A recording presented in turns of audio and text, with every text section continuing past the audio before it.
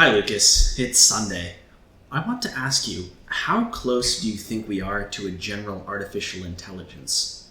Well, I guess I should explain to you what a general artificial intelligence is. There are many artificial intelligences that already exist in this world, but they're very specialized. They do specific tasks like finding faces. In fact, the filter feature on Snapchat is an AI. It was trained on real human faces to be able to detect the features of a face and then put something else on top of them. There are AIs that can rate the mood of text. Grammarly offers a service that judges to rate the professionalism in your emails. That's a very specific AI. There are certain AIs that can colorize black and white photographs in movies. They're getting better and better and are getting better at doing things like finding individual fingers on a hand and making sure that they match the color and don't look like a grayed out corpse. There are certain AIs that are built by companies like Google that can do things like play chess or Go, perhaps thought to be one of the hardest games of perfect information that an AI can encounter because every single move just multiplies the possibilities of a future board. Well, there's an AI that aims to be able to do very much just about anything with very little training. This is the holy grail of artificial intelligences, the generalized AI or GAI. It's basically an artificial intelligence that, given just a few examples of something, will be able to understand the nature of that task and not just copy the moves that it made, but really cognitively think about what that task means and just learn how to generally do many different types of that task. Well, there's something that's come out recently that's pretty close. It's called GPT-3. It is a text-based, language-based algorithm, and it has huge amounts of information inside of it. It's made by a company called OpenAI, which has funding from many places. I do take a little bit of an issue with the name because open implies that it would be open source, free to use for everyone, but as of this time, it's not really. It's a very impressive AI. It's not a chatbot precisely, but still it can outclass almost every chatbot on the market. Just by formatting your text like a script, it will learn how to do dialogue, back and forth conversations of information. And in fact, there are certain things online where you can play a Dungeons and Dragons style game, albeit with very loose rules with this AI. And it's able to remember certain amounts of information, what you have, kind of what you're trying to do. And unlike most chatbots, it seems to be able to keep a thread of conversation in its mind while you're talking to it. It's a testament to its flexibility. Given just a few examples of just about anything, it can learn to do that thing. In the description, I'm going to link to you an essay written by GPT-3, an essay written by it that has paragraphs, an introduction, a conclusion, a thesis, and each paragraph has certain amounts of like a smaller point and evidence, and then at the end, it summarizes each of those points very succinctly. It basically argues very sarcastically that what humans consider to be intelligent are mostly anthropocentric ideas of what it means to be imperfect, what it means to be human, what it means to not use our intelligence wisely. It remembered all of its points all the way through the essay, and actually I think it's an essay that you could submit to a high school English teacher. I'm blown away by this thing, in all honesty. Given just a few examples and of a description of a web page and then a resulting web page, it was able to generate a simple user interface with just a few examples. Just given a few examples. Now, most artificial intelligence requires somewhere on the order of thousands or millions of examples before it will understand what you're trying to do. But this one, it can produce results with fewer than 10 examples. 10 examples. That's like a human being. I mean, that's like a human being, a programmer like myself encountering a new programming language, just a few examples of what a program might look like, turning around and writing a new program, which is kind of honestly how I learn a new programming language. How is it able to do this? Well, it's not terribly complicated from a cognitive point of view. Programming languages and markup languages that are used to make web pages, well, they use the same tree type structure that English sentences or any language sentences use. And so its tremendous language capabilities are able to generalize the rules of a language. And what's more is the more that GPT-3 learns, the faster it is at new learning topics. It's not human intelligent, but it is pretty scary how quickly it's able to understand the rules of the game. It's able to come up with meaningful results in record time. It's hard to describe just how revolutionary and powerful GPT-3 is at this point. I haven't even used it. I've just looked at examples on Twitter and websites that I'm going to link down in the description below, but its learning capabilities are far and away much better than anything we've ever seen. It's not human-like intelligence, but in the space of all possible intelligences, it's in a pretty high intelligence category. It's able to understand human language certainly better than any creature that's not a human on this planet. And I'm just excited to see where it takes us in the next few years. I've seen tremendous amounts of art built by it. You can make stories. I think I mentioned this, the Dungeons and Dragons-like game.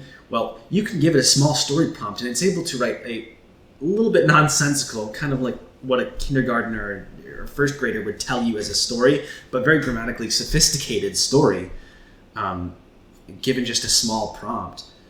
And I think that it might totally ruin the niche fiction industry. There's a huge industry on Amazon of self-publishing books, romance novels, period novels that all follow the same formula. I think just putting a dozen of these books into GPT-N, a future version of this algorithm, would be able to spit out customized stories with immense complexity. These novels aren't exactly works of great art all the time. They're mostly just, cookie cutter pattern stuff that tries to insert the reader into the story in a way. It has a self-insert, and I think that in the future, if a future version of this algorithm was able to look at details of your life and put you in this story, it would have a tremendous market and perhaps put some of these people out of business. Lucas, I'm sorry, but your tremendous writing capabilities are at risk of being overrun by AI, and a lot of my programming capabilities as well, I'll be perfectly honest. A lot of times people think that the art and writing made by AI is a little bit soulless, and I definitely understand the gut reaction, the vomiting kind of feeling you get at being replaced with an artificial intelligence that hardly even knows or has experiences beyond a very, very specific set of data that was put into it. But I think that decrying this kind of AI as not artistic does miss a certain point. The real art, in my opinion, is the construction of the artificial intelligence, the minds that went behind the scenes and figured out how this AI could start to learn things, how it could start to generalize things based on text that is given. I mean, that's a very human thing, isn't it? Being able to look at something without much analysis and then analyze it internally and create more of that thing just based on examples alone. I mean, isn't that incredible? Well, I think that the artistry does lie in the construction of the artificial intelligence. I think the only evidence of this artistry is the secondary byproduct of the art, the visual art, the written essay or fiction that the AI produces. It's a weird kind of art where you couldn't comprehend the art itself. You would just look like lists of numbers inside of a computer, just the data points of all these tensors that create this AI. It's not comprehensible by any human, much less the programmer. I mean, what the programmer sees is the training data sets and the initial set parameters of the AI. You can't see what the inside of this artificial mind looks like. You simply can't. You can only see it in the byproduct, and I think that's kind of beautiful in a way. I mean, that's like people, isn't it? You can't see necessarily everything that went on. They can tell you their experiences, and they can show you the things that they've created throughout their lives, but you can't really see the soul inside it. It's reconstructed from evidence. One thing that I see on comments a lot on social media is that when people look at the gesture of a painting, they are supposed to take out some intent of the artist. and that an AI doesn't have intent, so the art is meaningless. I think this is a little bit ridiculous and projective. The art, human-made art, existing on the canvas or whatever medium, is a little bit meaningless until you apply your experience on it. You meet the artist halfway. They bring intention, you bring your experience, and together is the product of art. And so I think that when you take these skeletal artifacts and you reconstruct them, it's oftentimes easy to project your own experiences onto the artist. So when the experiences of the artist and are revealed to be just an AI, you think, I've been had as a fool. There's no meaning behind this. But I don't think we should feel that way, because art is just a matrix on which we can reflect ourselves. That bringing yourself to the art is, it's kind of a hard thing to admit for a lot of people, but I think it's extremely important. So, when you have the artist who made the AI and the AI who made the product, it can feel a little bit soulless when you try to meet that there. But I think it's even more. You're really bridging the gap and shaking the hands, across this huge gulf, as well as shaking the hands of every artist who made part of the data set that AI was fed. I think it's no different from, viewing the art of any one particular artist. It's more like seeing a whole art museum at once, in a way, condensed down to a single point. It's a really weird concept, and it can take a while before you feel comfortable with it, but I really think it's an incredible thing to think about the entire history of human art that goes down and down and down through the years to create a single piece of human-made art, and then going down and down and down through the entire training set, through all the generalizations, through all the rule-making, through all the refinement that goes into AI art.